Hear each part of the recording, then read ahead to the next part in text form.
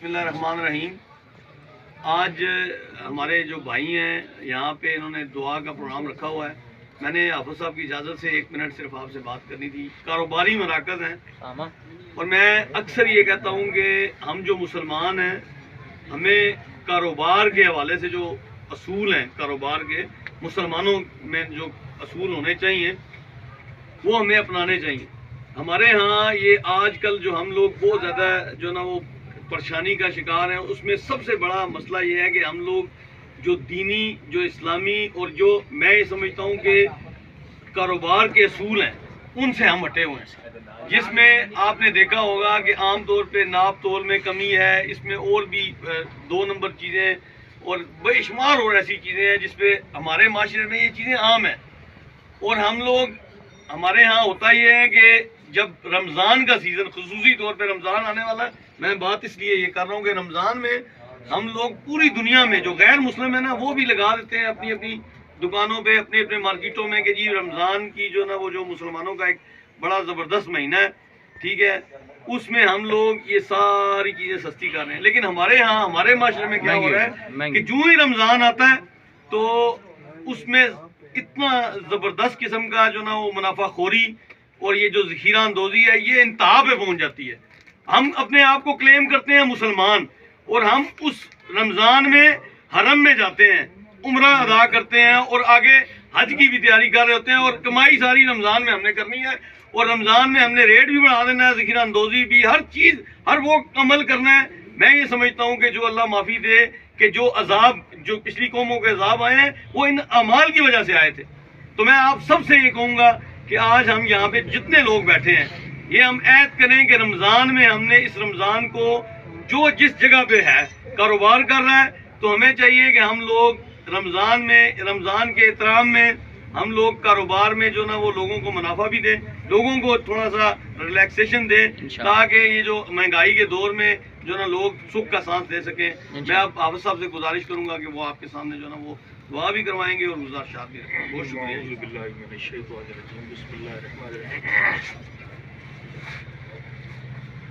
میں آغاز کرتا ہوں ایک حدیث پاک سے۔ حضور پاک صلی اللہ علیہ وسلم مسجد نبی سے باہر نکلے اور بازار کی طرف گئے۔ بازار کی طرف جا کر کے مسلمانوں کی جو تجارت گاہیں ہیں وہاں پر چکر لگایا تو ایک جگہ ڈھیر لگا ہوا تھا گندم کا نا، تو اس گندم کے ڈھیر کے اندر ہاتھ ڈالا اور ہاتھ ڈالنے کے بعد باہر نکال کے نا اس کے اندر نمی محسوس کی۔ پھر پوچھا کہ یہ کس کا ہے؟ تو عرض کی اللہ کے رسول یہ تو میرا ہے۔ تو آپ نے فرمایا کہ یہ کیا معاملہ کیا کہ تم نے نیچے جو گندم ہے وہ گیلی ہے اور اوپر گندم خشک ہے؟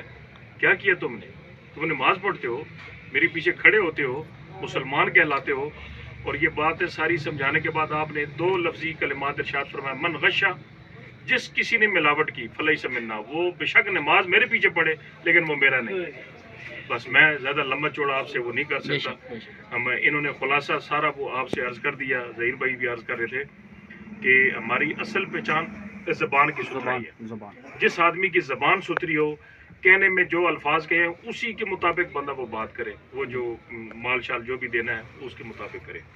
ہمارے یہاں مسجد کے باہر ایک دفعہ میں کھڑے ہوئے تھے، شاید کسی موقع پر میں نے عرض بھی کیا، سلام پھیرا تو پٹھان تھا، اس کی ریڑھی تھی، اس وقت آم کا سیزن تھا، تو بڑے غصے میں کھڑا تھا۔ میں نے کہا خیریت ہے خان صاحب، کیا ہوا؟ کہنے لگے یار کیا کریں، آپ کو کیا بتائیں آپ؟ میں نے کہا چلیں بتا دیں کیا مسئلہ ہوا۔ کیا مسئلہ یہ ہوا ہے کہ آپ کا نمازی ہے، اس نے نماز پڑھی ہے، اللہ کے حضور سجدہ کیا ہے، مجھ سے اس نے سودا کیا ہے کہ 800 روپے عام دڑی لوں گا۔ میں نے بڑے اچھے چن چن کے اس کو دیا ہے کہ میں نے اپنے 50 روپے 100 روپے مزدوری رکھا ہے، ٹھیک ہے۔ جب میں نے وہ دڑی وہ عام میں نے تول کے رکھ دی ہے تو بجائے 800 کے 600 پکڑا کے چلا گیا۔ میں اس کو آواز مار رہا ہوں، یہ میری قیمت خرید بھی نہیں ہے۔ کہتا بس ٹھیک ہے ٹھیک ہے، ہمیں پتہ ہے تمہارا یہی ہوتا ہے، بس ٹھیک ہے 600 پکڑو، یہ ہو گیا۔ اب اس نے نماز پڑھی ہے، سجدہ کیا ہے، رکھتے پڑھی ہیں، اللہ کے حضور دعائیں بھی مانگی ہوگی، لیکن اس زبان سے اس نے جو معاملہ طے کر کے الٹ کر دیا ہے، اس کی یہ اس کمائی سے جو اندر بچے کو کھلائے گا، بیوی کو کھلائے گا، اس سے خون بنے گا، سب بےمانی، سب بدیانتی۔ تو میں ایسے مواقعوں پر زیادہ وقت بھی نہیں لینا چاہوں گا، بس اتنا ہی عرض کروں گا اپنے سمیت اللہ تعالیٰ سب سے پہلے مجھے عمل کی توفیق نصیب فرمائے، اور پھر سننے والے جتنے بھی ہیں بلکہ کل مسلمانوں کو تجارت کے اندر سنتوں کے اہتمام کرنے کی توفیق نصیب فرمائے. اور دوسری چیز میں یہ عرض کروں گا کہ تجارت کے اندر دوران تجارت اگر اذان کی آواز کانوں میں پڑے نا 5 وقتہ نماز جماعت کے ساتھ مسجد میں ادا کرنے کی کوشش کریں. میرا رب اتنا نوازے گا, اتنا کچھ عطا کرے گا کہ بندہ اسے سوچ نہیں سکتا. تو بس انہی کلمات کے ساتھ میں یہی الفاظ ختم کرتا ہوں کہ رب جلال جتنے بھی کاروباری حضرات ہیں سب کو اللہ خیر و برکت نصیب فرمائے. اور میں آخری یہ جو بات رہ گئی تھی میں ابھی یاد آئی فوری میں یہ بھی کر دوں, ہاتھ پھیلا کر دعا مانگنا تو یہ تو رسم بن گئی ہے. اگرچہ یہ دعا ہے لیکن اب رسم کے درجے میں ہے کہ کام آپ اپنے مرضی سے کریں گے, جو بھی ہم نے فراڈ دنگا مجھے جو بھی کرنا ہے وہ کریں گے, لیکن ایک دفعہ بسم اللہ ہم نے دعا سے کرنی ہے. تو میں عرض کروں گا بجائے یہ اللہ کے سامنے یہ چکر بازی نہیں چلتی. ٹھیک ہے, کام میں آپ کو نہیں کہہ رہا, آپ شاید اپنے پہ ٹینشن لے رہے ہیں, ایسا کوئی مسئلہ نہیں ہے. ہم عمومی بات کر رہے ہوتے ہیں, اس میں ہم اپنے آپ کو بھی شامل کر رہے ہوتے ہیں. ٹھیک ہے, تو اسی طرح مسجد میں جمعے میں بیان کر رہا تھا نا, تو میں تو عمومی بات کر رہا تھا. تو اس دوران کسی کا وہ کمیشن کا مسئلہ تھا, میں نے کسی دن کمیشن کے بارے میں بات کی نا, تو جمعے کے بعد وہ مجھ سے ملے کہتے استاد جی سیدھے سیدھے فیر مارے. تو میں نے کہا میں نے تو کوئی فیر نہیں مارا. تو وہ آپ مجھے یاد آ گیا فیر لگا. چلے جی, اللہ تعالیٰ رحم کرے. اللہ سے پیار محبت کا وہ ہوتا ہے, ماحول بنا ہوتا ہے, بس دعا کرے اللہ.